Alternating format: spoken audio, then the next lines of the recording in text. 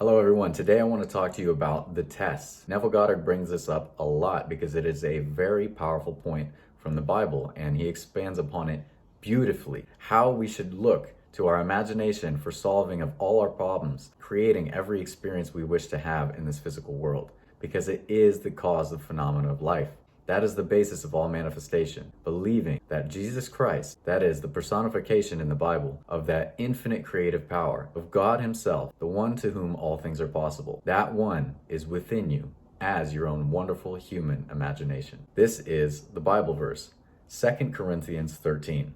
Do you not realize that Jesus Christ is in you? That is, of course, unless you fail to meet the test. This is what Neville is talking about when he says in his lecture, God's creative power. Tonight, test yourself. I will not test you. I am not here to test anyone. I only urge you to examine yourself to see if you are really keeping the faith. Or are you going to call a friend and tell him how horrible things are and appeal to him on the outside? I ask you, are you really keeping the faith? Do you always turn to your imagination and, no matter what happens, do you remain faithful to the state imagined? If you do, you have passed the test. But if every little rumor, doubt, or fear can move you around like a pawn on a chessboard, then you are not keeping the faith. It's entirely up to you. Are you testing yourself or not? Can you say within yourself, I always turn to my imagination when confronted with a problem and solve it there. Then I remain faithful to that imaginal act. If you can, you have passed the test. It's just as simple as that. Okay, so let's break this down. It is so beautifully put here. That's why I was so inspired after meditating upon this to make this video. Tonight, test yourself. I will not test you. I am not here to test anyone. He is not going to leave it to himself to test you. It's up to you if you really want to discover yourself. Do you really believe that the cause of the phenomena of life, Jesus Christ, God, source, universe, whatever you want to call it, is within you? Then you must test yourself. Then he says, I only urge you to examine yourself to see if you are really keeping the faith. Faith, as he says previously, is loyalty to the unseen reality. The unseen reality being what you've imagined. Do you have faith? Do you have that loyalty to what you've imagined? Or are you going to call a friend and tell him how horrible things are and appeal to him on the outside? Are you going to call a friend? That's someone on the outside, someone who is only a reflection of you, because he says everyone is you pushed out. Are you going to call a friend and tell him how horrible things are, that is, identifying with the state of victimhood rather than being the creator, and appeal to him on the outside? Appealing to someone, using logic, trying to say, this is why my situation is horrible. This is why I can't create change. This is why I'm a victim. You are not a victim.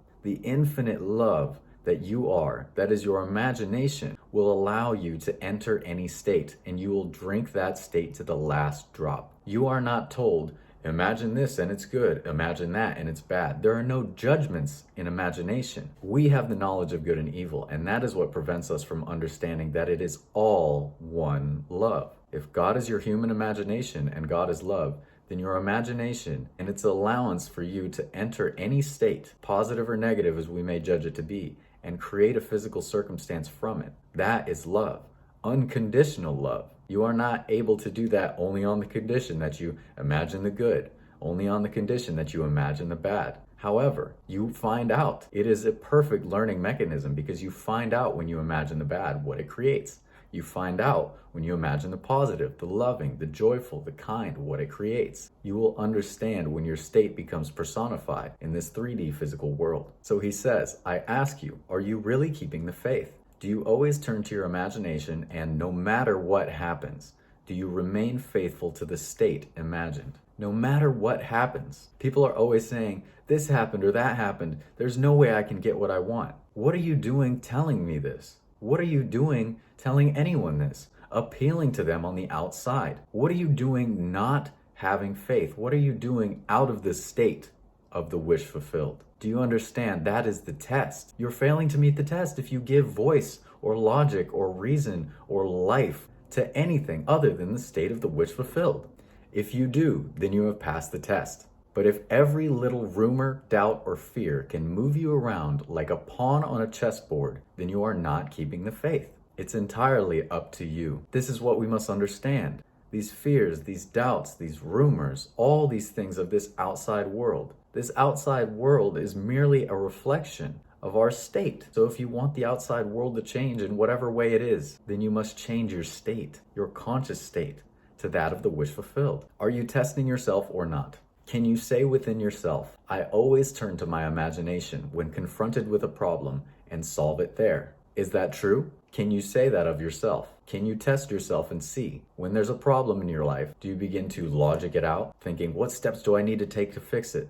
Or are you able to calmly, knowing Jesus Christ is within you, allow yourself to enter your imagination, the creative power of God? I keep saying this because I'm hammering it in. This is the basis of all manifestation. Do you believe that creative power of God Himself, to which all things are possible, is within you?